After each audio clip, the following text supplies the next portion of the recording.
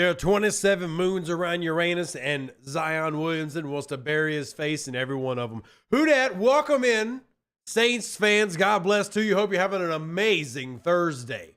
That is the day that is being recorded on. It's a Thursday. Who dat? God bless. Glad that you're here. Coming in with the big energy, just like the big booty. Just like our man Zion Williamson be loving every day of his life. More power to you, King. Just please play on the basketball court while you're playing off the court. Who dat? Felt well, good to see you. AJ, good to see you. Mr. Jared, good to see you. Cliff, great to see you. Don't ask why you're special today. You just are. Today's your day, Cliff. Nikki the Fish, Ben, Ted, TJ, Eric, Who Dat Nation, welcome on in. We are going to go through a little bit of Saints news today. There actually is real official news. Like, we like days where we just sit here and talk shop, right? It's completely okay. Not a damn thing wrong with it. But there's actually news today. We have a little bit of some quotes to talk about rookie running back Kendre Miller. We've got to talk about the arrogant Rodgers, the man, the myth, the lethargic legend. Well, he's going to be a Hard Knocks, not the New Orleans Saints. That's a big thumbs up. And going to talk about the New Orleans Saints training camp schedule being released. Can't wait to see if anybody out there is going to be there. You get what I did there? Like out there. See how it kind of like, I'm like a poet on this podcast. Poetry podcast. Get your finger snaps in. Anybody got some weird energy tonight? Cool, it's just me. So let's start with thank you for everybody being here. Hope y'all are having a great off season. I really do. And sometimes you just need a little bit of energy to kick it off, or maybe a little bit of Taco Bell. Who knows? You just get whatever you get. But today we are going to go over Kendre Miller. I want to talk to him or talk about him a little bit, though I would mind talking to him. But we're going to talk about the camp schedule first.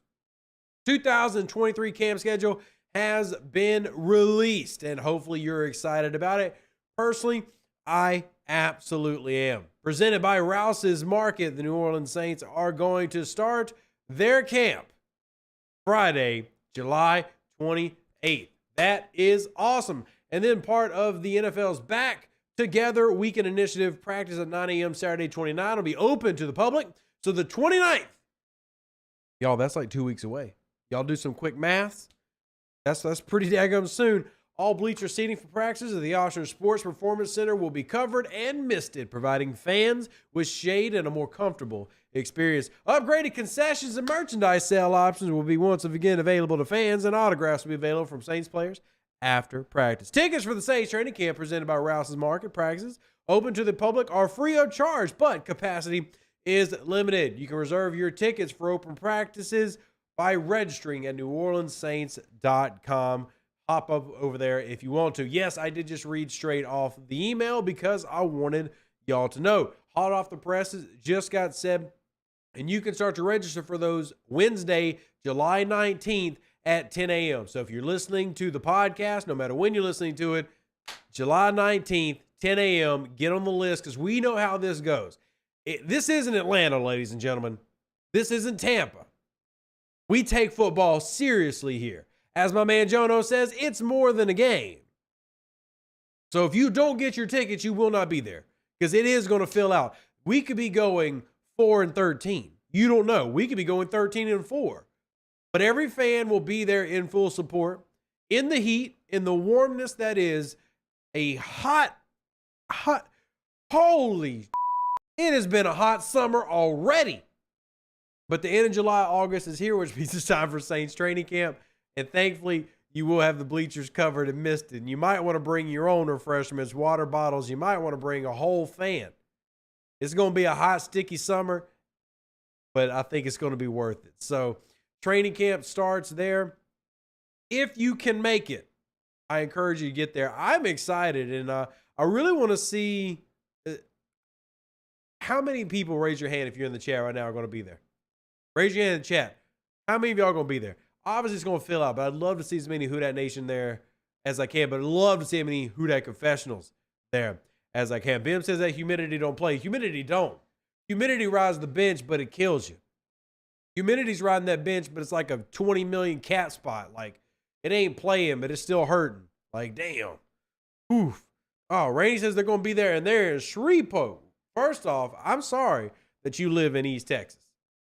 Ain't nothing in Shreveport but crime, bad food, and kids that think street racing up and down the same road for the past 40 years makes them cool. Ain't nothing in Shreveport. Except you. You're pretty cool. Shout out to you. Louisiana diehard fan base, we are. And what's crazy is I didn't say the street name, but I know Rainey knows exactly what I'm talking about. There are just unique things about different cities in the boot. Shreveport's got some unique spots. Baton Rouge got some spot. Lake Charles, New Orleans. But Shreveport, anyway, we're going to move on because we need to talk about this training camp. I'm looking forward to training camp. For one, it means we actually got football to talk about and not, us having entire podcast devoted to the history of Mark Ingram. Well, no offense to Mark Ingram. I actually enjoy doing that show. Typically, we want to talk about the ongoings of football, not the what was going of football. And Mark Ingram retiring, look, love you, buddy, but that's it. We up and done. It's time for something more. So, we'll see. Saints camp. I'm excited, y'all. I'm excited, Saints camp. Gonna be a good one, I'll tell you. And we're gonna pick out some names we're gonna look at as well. Najal says, I don't know how many times my folks told me the Saints can lose all the games, but as long as they beat the Falcons, we're gonna ride. Look, Najal, I say on the podcast all the time. Anytime I go into my season, here are the order of operations. Here's my PEMDAS. We don't remember what it is in math class, but we remember how it applies to the New Orleans Saints. Here's my PEMDAS. We got to beat Atlanta first thing. Like, the season is passable. There's your P in PEMDAS. It's passable if we beat the Falcons. We could go 2-15, but if those two games were beating Atlanta, it wasn't a loss of a season. I mean, it'd be a rough season, but it wouldn't be a total loss. Then my goal, only then, my goal is literally to break 500, regardless of playoffs. Like, it's beat the Falcons, then just not be bad. Like, literally be average. After that, win the division, playoffs, and then after that, Super Bowl. Like, I got long lines of aspirations, but it starts at the very beginning with beating Atlanta. And no offense to any Bucs fans or Panthers fans, but the truth is, there's not as much, gosh, I feel like even that's being kind. There's no rivalry there. Like, I get it, Tampa Bay was hot for a quick minute. Tom Brady is now gone. We don't expect them to be as good as they were, but cool, whatever. Most Saints fans don't see that as a rivalry, and I don't see Carolina Panthers as a rivalry, even though the Panthers have been a very competitive team. If anything, arguably the most competitive team for the Saints over the past 20 years, like in terms of who wins and loses the games. They've been the most competitive of the division. It's just the real rivalry is Atlanta.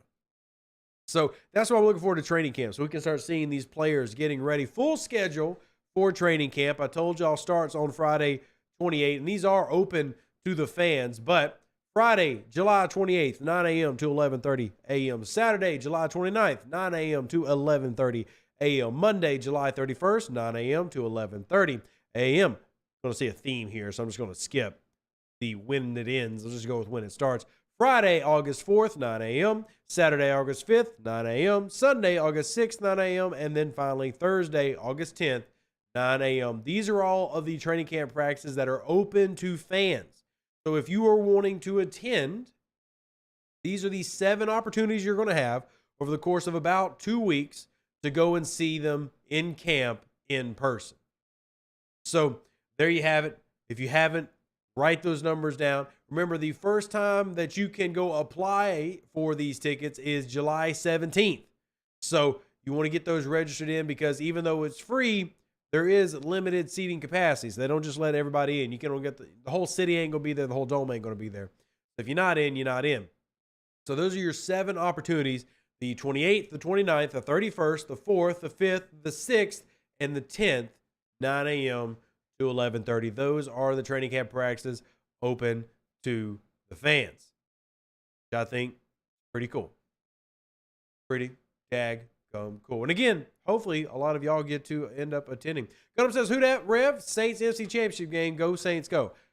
Hey, If that happens, it happens. As long as we beat Atlanta first, we're on our way. That's step number one. Bim says Tampa and the ugly jerseys. Tampa's best jerseys, this is random, but we're an off-season podcast, so we're allowed to have little random rabbit holes. Tampa's best jersey, remember when they used to have like guys like Brooks and Mike Allstott and Warren Sapp, and there's a little bit of silver with the red and everything? Those were the best Tampa Bay Buccaneers jerseys. Woo! That was a good jersey. That was a good jersey. All right, moving aside. Najal says, I've always felt neutral towards our other rivals, but the Falcons hit a different nerve. Falcons have always been the Saints' primary. But at the same time, I think one of the reasons why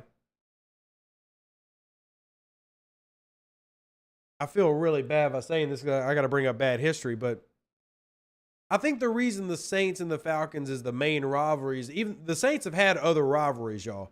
But I think the Falcons rivalry is, in terms of long lasting, is one of the only rivalries where we consistently were successful. Like if you remember back when the Saints were in the NFC West and we had to fight the 49ers and the Rams, which is why we never won the division. Like I think the first time the Saints won the division was 1991, and it took them like 20-something years to do that, and then they didn't win it again until 2000.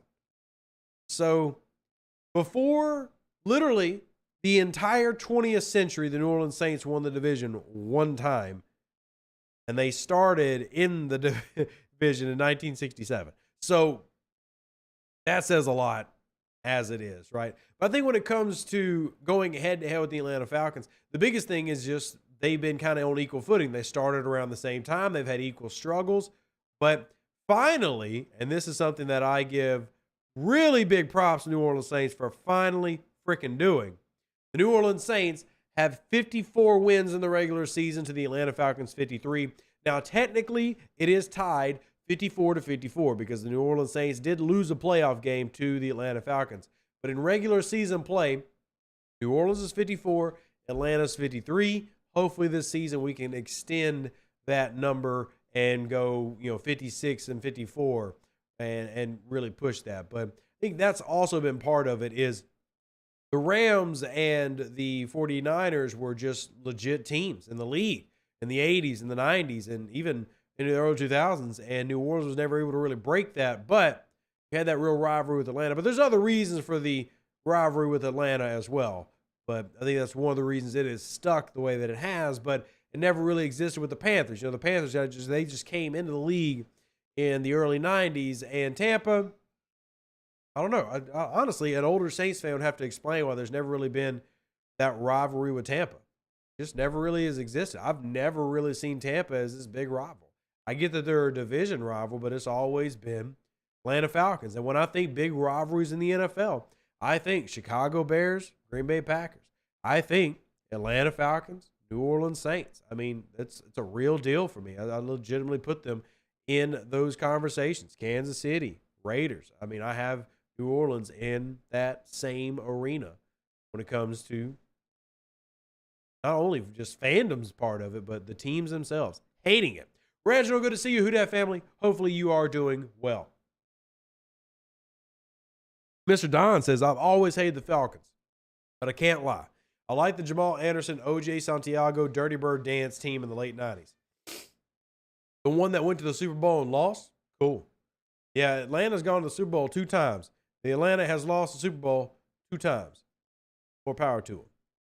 It was 1998. Atlanta went like 14-2 and lost the Super Bowl. They lost it to the Denver Broncos. Was that Denver's like 3rd Super Bowl? They lost that one to the Denver Broncos. Let's see, how many Super Bowls has Denver had? They won, I think, like 2 in a row. Because they beat Green Bay, and then I think they went and beat Atlanta, and then they won with Peyton Manning. They've got 3 Super Bowls, right? Now, they had like a real bad stretch where they lost in the 80s. Like, God, would they lose like 4 Super Bowls in the 80s? It's like they were the Buffalo Bills for a while. But yeah, they lost to the Broncos in 1998. New Orleans has only gone 1 time, but at least we won.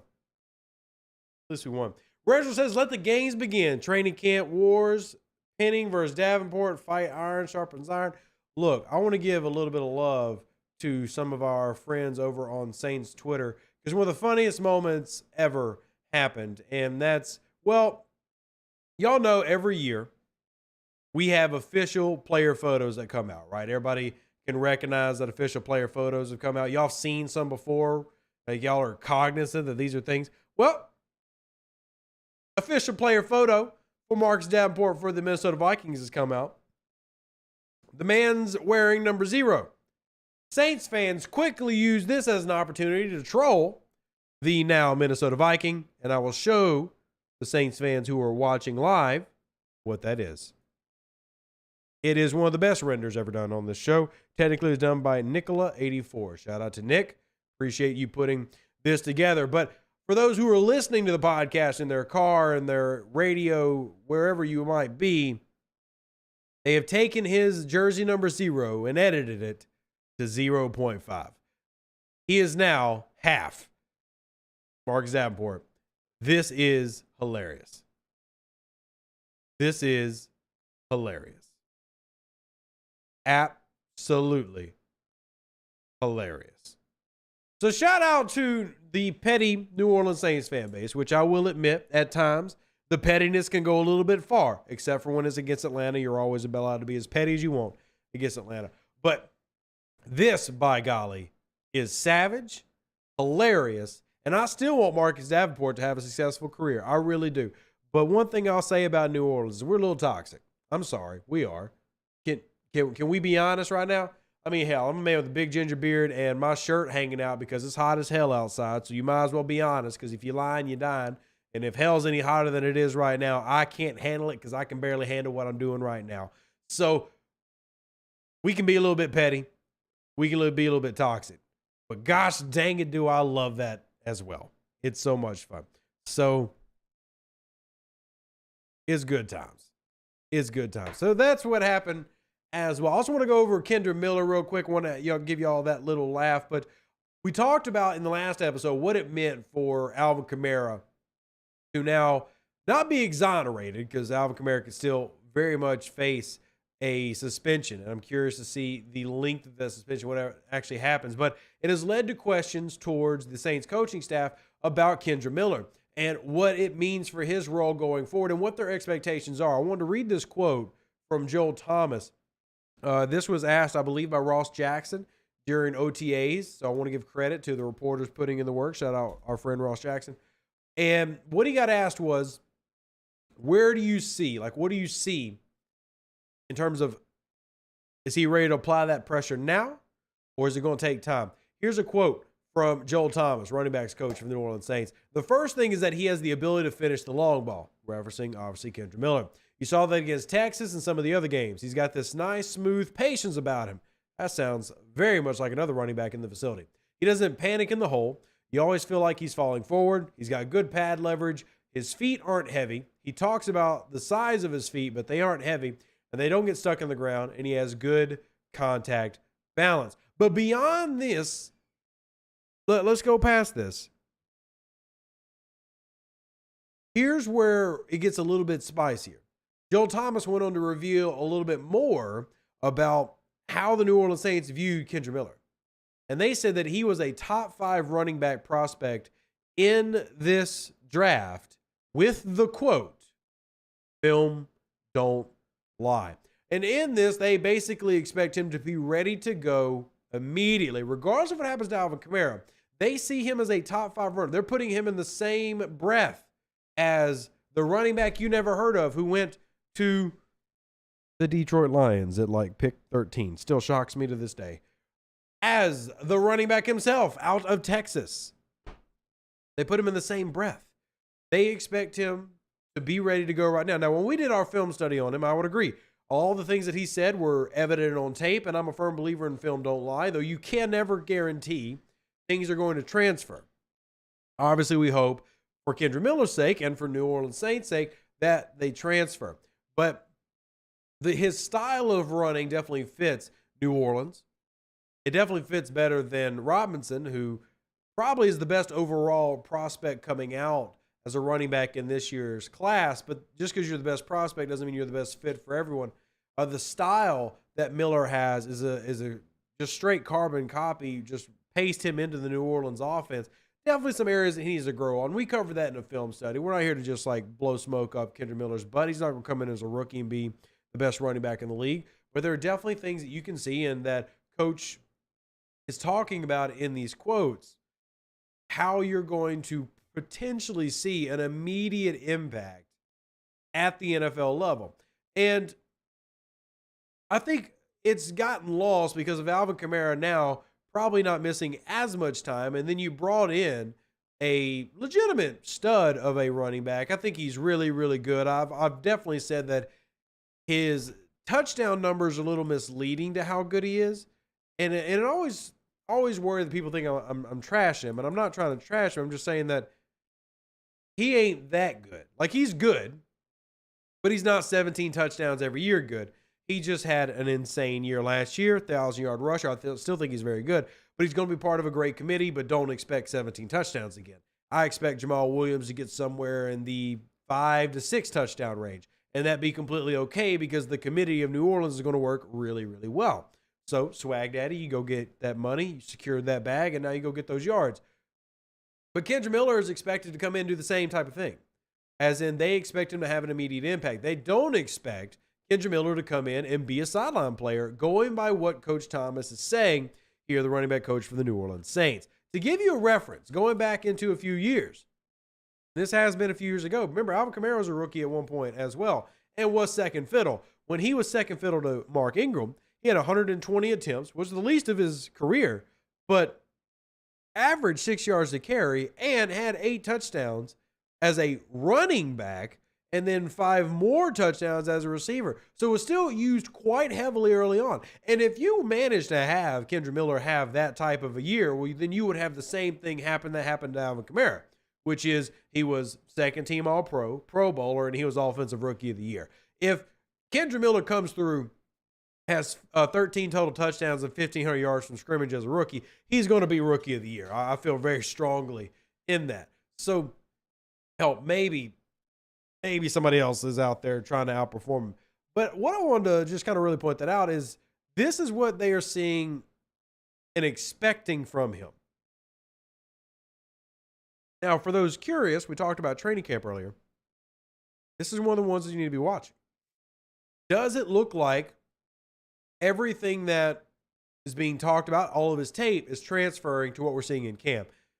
And we've always tried to be honest. You know, camp is sometimes misleading, right? We can watch training camp, fall in love with guys who look like they're studs, but then they get into preseason games or real games and then never transfers.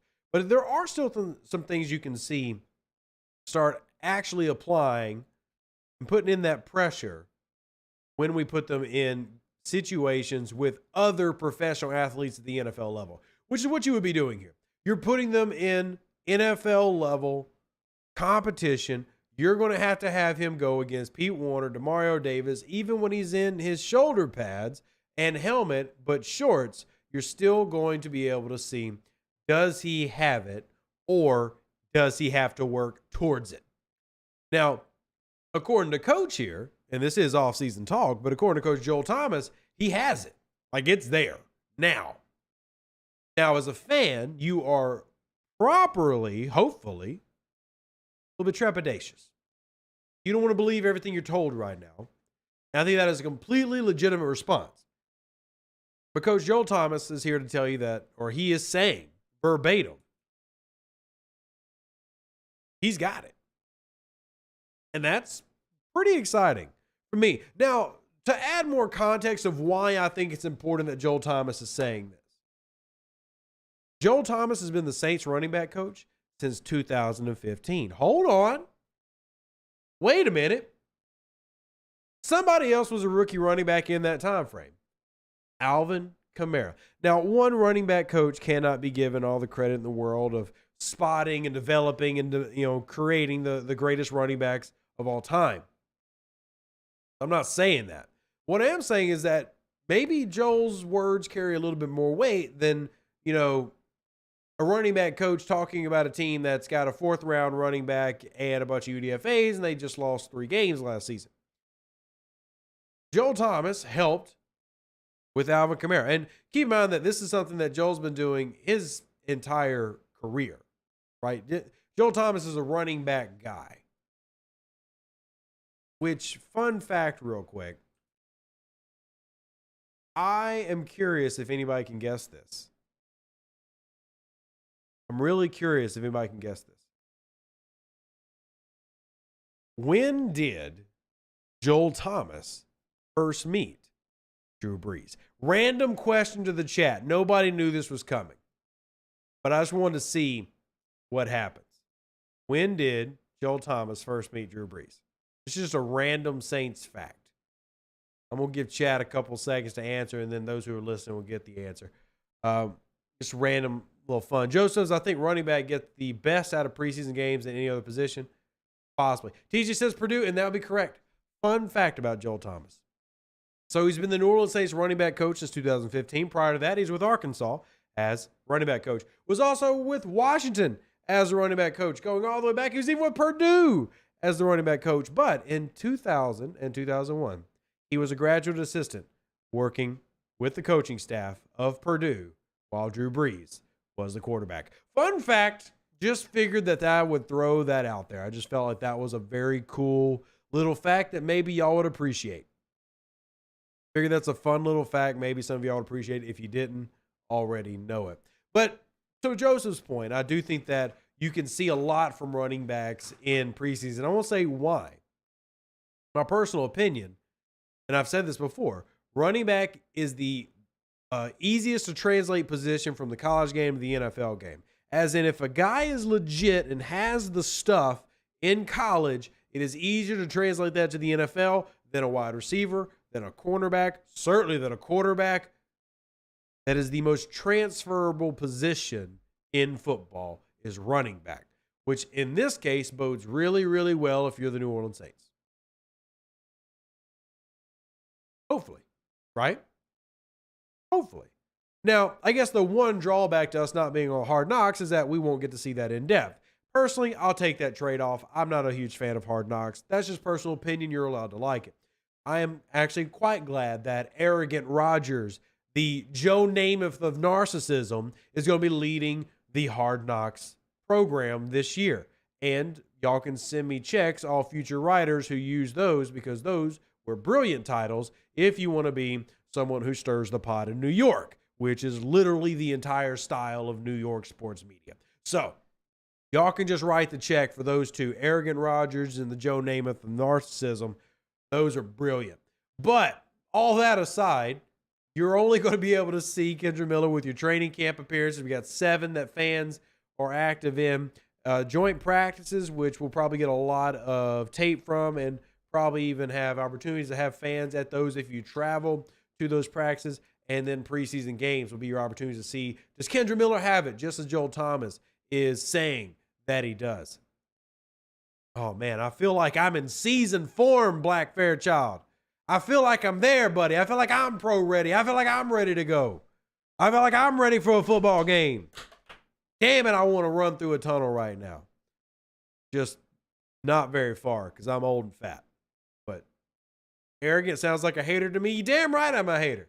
I would rather have Derek Carr on my team than Aaron Rodgers any day of the week.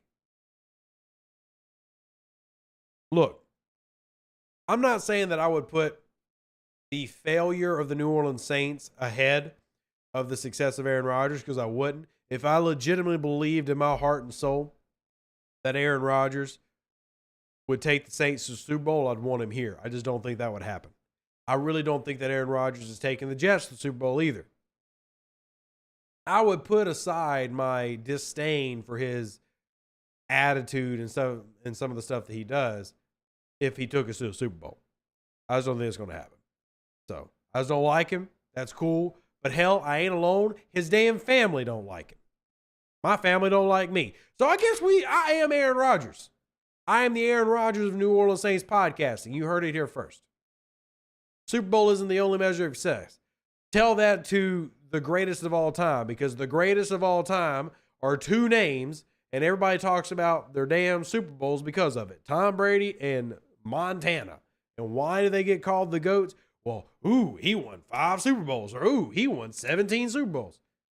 Hell, even Michael Jordan, who I think legitimately is probably the best basketball player ever, is still, every time they bring him up, 6 rings, 6 MVPs. And I think, honestly, MVP has a little bit more weight in basketball than it does in the NFL, because the NFL is a hell of a lot more complex and with a hell of a lot more players.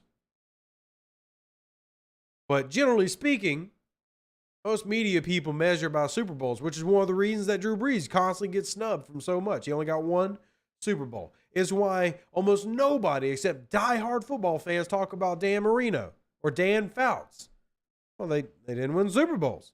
But we'll talk about the guy who couldn't make the team in Tampa and then was a system perfect quarterback for Bill Walsh and won a Super Bowl with the 49ers. We'll talk about him all day long.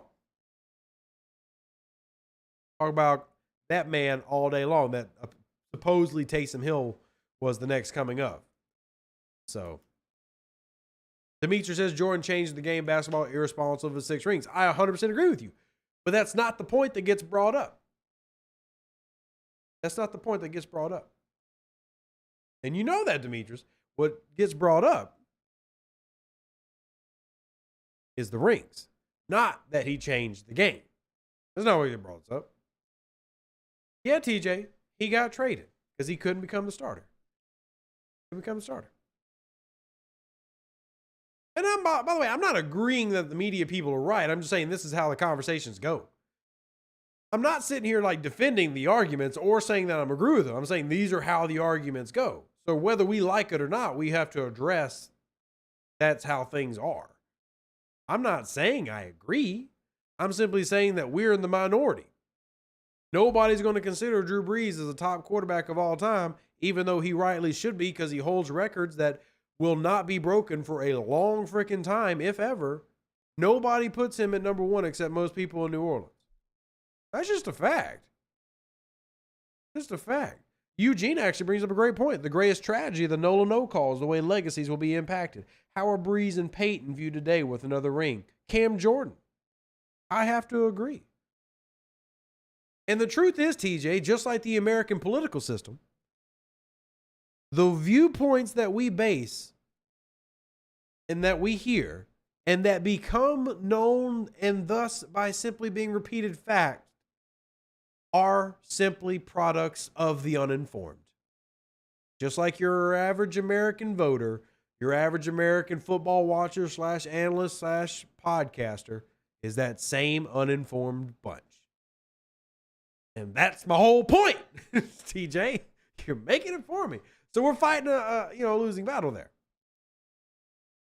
Reginald says Rodgers is the arrogant one. Oh, he definitely no arrogant. I mean, but I think that there's also I've always argued that when it comes to that type of mentality, there's a reason so many players like him, like good quarterbacks and stuff, have that mentality. Now, I'm not saying you can't be successful and humble.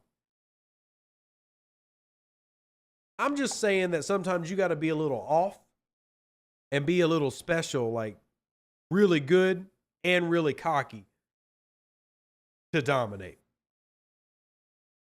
Hell, I'll put it this way. I think Jay Cutler as a quarterback, like if you talk, y'all go talk to old scouts. Don't take Rev's word for it. Y'all go talk to some old scouts. Jay Cutler, talented ass, mechanical, understanding football quarterback. But in terms of the mentality, that dude didn't give a flying F what happened. Like, dude, smoke cigarettes on the field, don't care. Just, we're here. It's a job.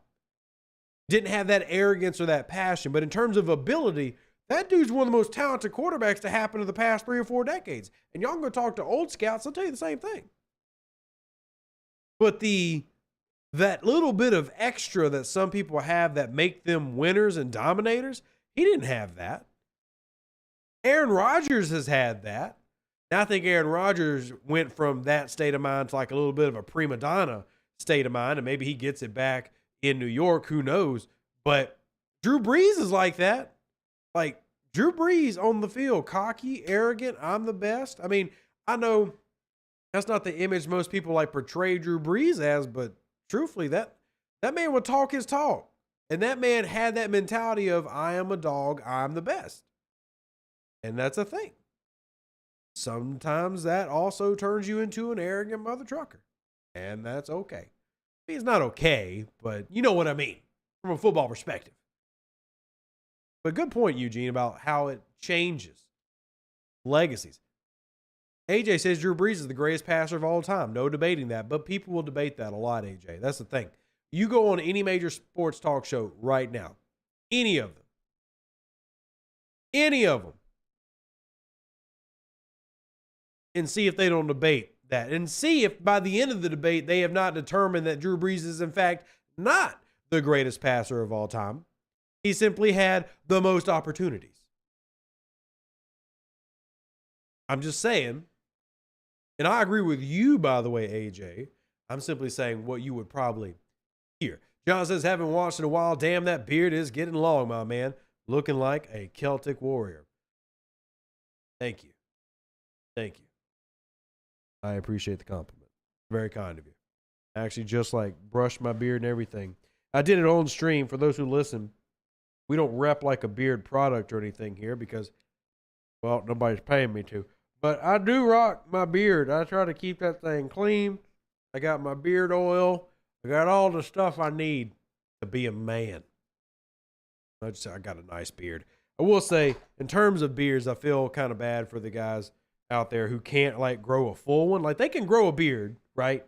But if y'all have ever seen the podcast, because I know there's some people who only listen to the podcast, but if you've ever seen the podcast, like if you ever come and actually watched, and you see where my beard is at right now, no patches, nothing. I didn't have to row my gains. I didn't have to take supplements. My beard is just naturally full.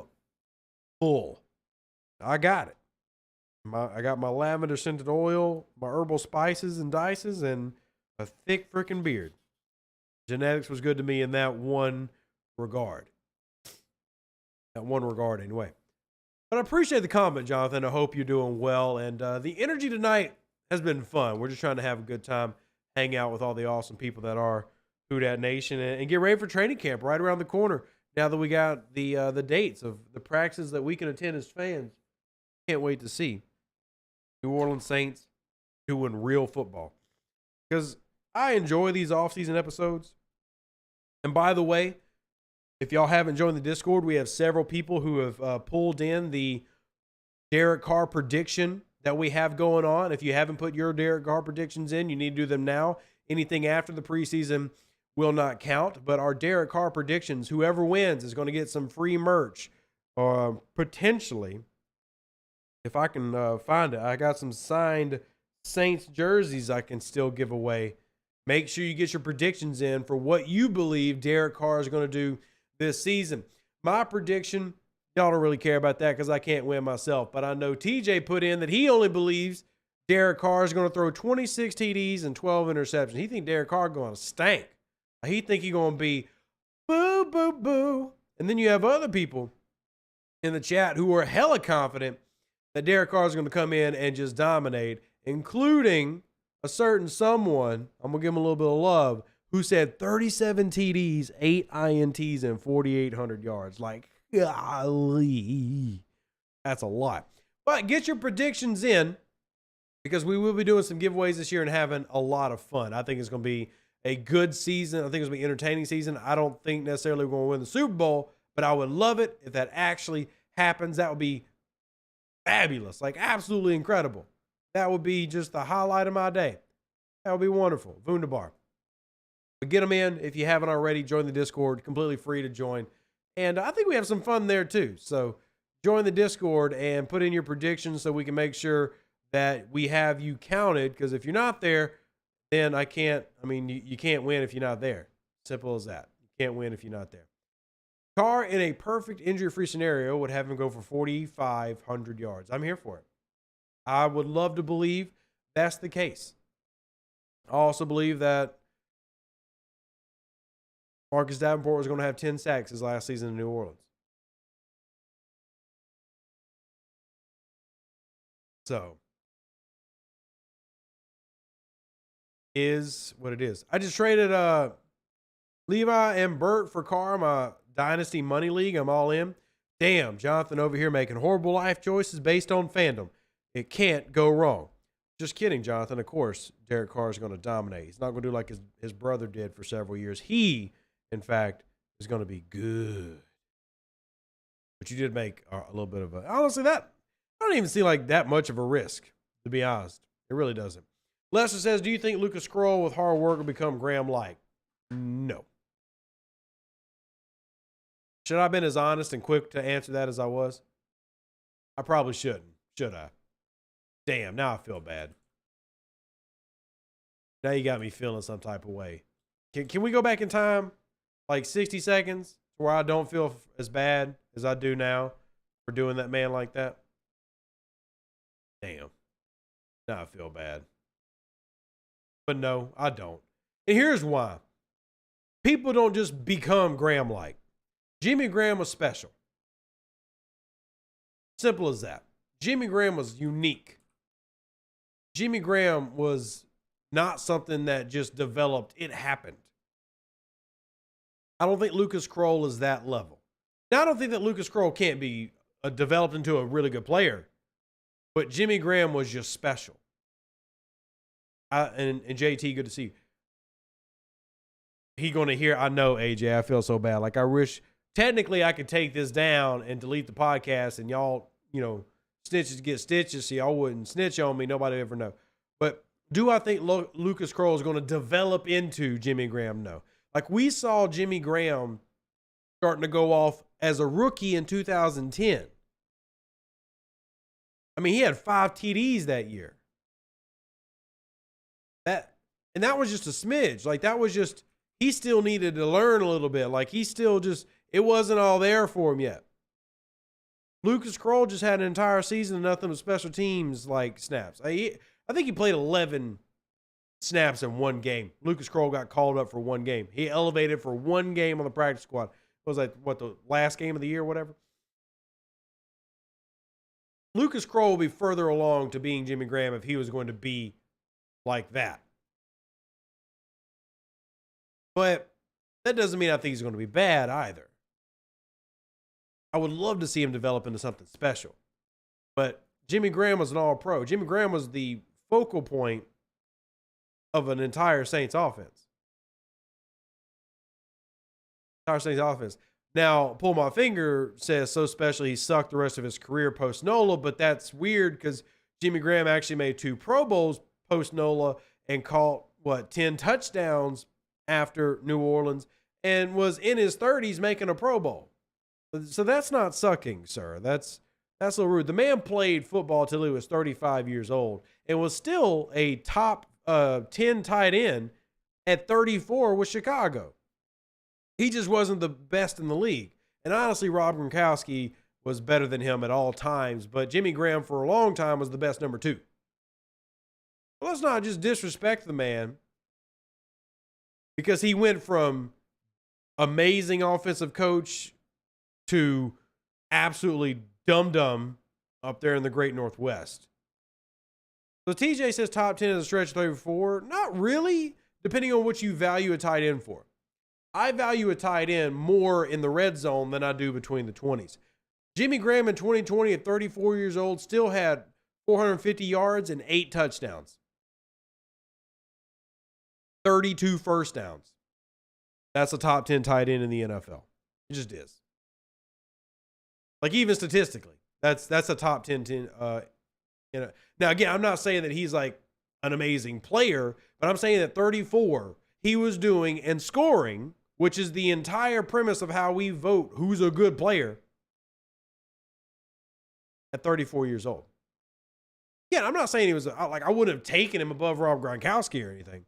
I'm just saying that he came into football late because he was like 24 when he even joined the New Orleans Saints. And then he was still doing things 10 years later with different teams.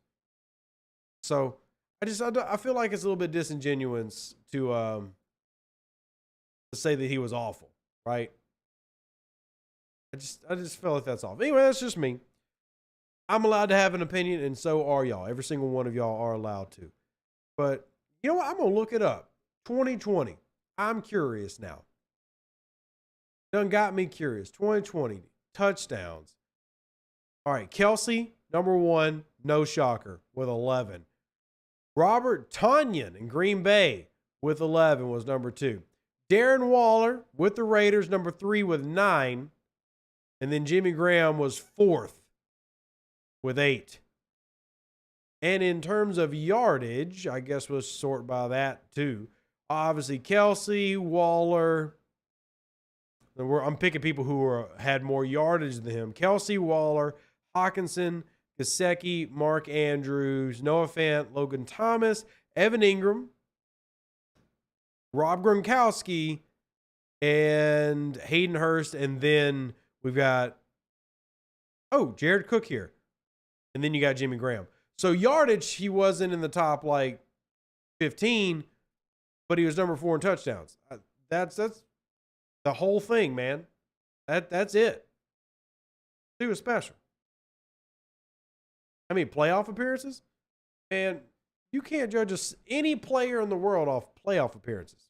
What is that? Also, TJ Gronkowski is one of the greatest football players of all time, regardless of position. I truly believe that. That man literally came out of retirement and dominated again. I mean, Rob Gronkowski is arguably one of the greatest football players to ever play. A little unfair to compare him to Jimmy Graham, but yeah. I watched a snippet of the KJ Wright Seahawks podcast from the players, and they said Jimmy and Unger trade was a terrible trade for both teams. What do you think? I think I would agree. I think the Saints got the better end of it, but I think that both teams got worse because of it. No, TJ, I specifically focused on the touchdowns the entire time. You're just trying to nitpick. I focused on him scoring because I literally said, TJ, sometimes I got to pray for your reading comprehensions and your hearings, because I literally said I care more about what a tight end does in the red zone than I do between the 20s. So we'll need you to clean out them ears. That big old wrench over there apparently is stuck in it. Watch the snippet, and I think the Saints got the better end of the trade, but it sucked for both. Joseph remembers we got a whole rewind. We can DVR this right now. It's 2023. What he does outside the red zone matters too? Sure, which is why I said he was a top 10 player and not a top 3. Would we not agree that a top 10 player does not necessarily mean that you're anywhere near the elites of the league? Would we not agree to that? Since when do we not work in tiers? It's always been that way, because the number 10 quarterback is not 9 spots away from the number 1. You've got the top 2 or 3 quarterbacks in the league, and then there's a space, and then you got another few, and then there's a space. What's so wrong? Was Jamal Williams a top 10 running back last year? Yeah. Which is seen by the fact that he's a 1,000-yard rusher and 17 TDs. Ask me a running back coach or hell, any offensive coordinator who wouldn't have had Jamal Williams in their top 10 running backs last year. But was he the best running back? No.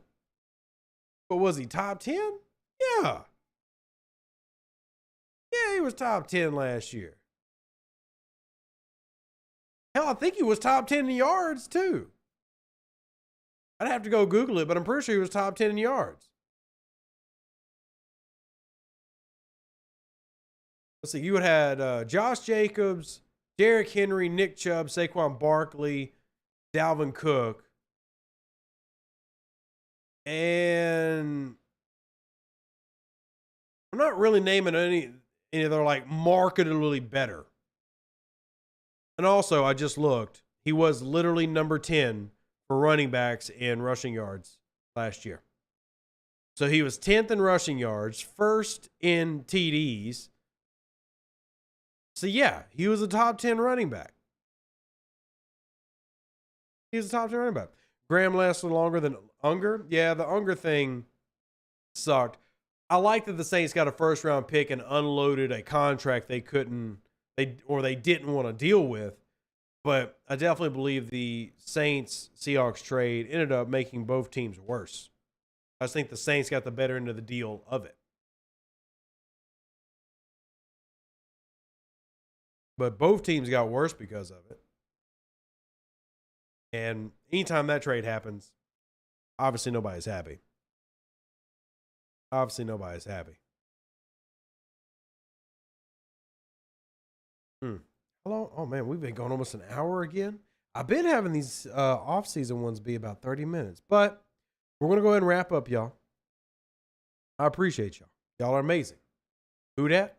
God bless. Catch you on the next episode of the Who Dat Confessional podcast. Hope y'all enjoyed the fun tonight. I sure did.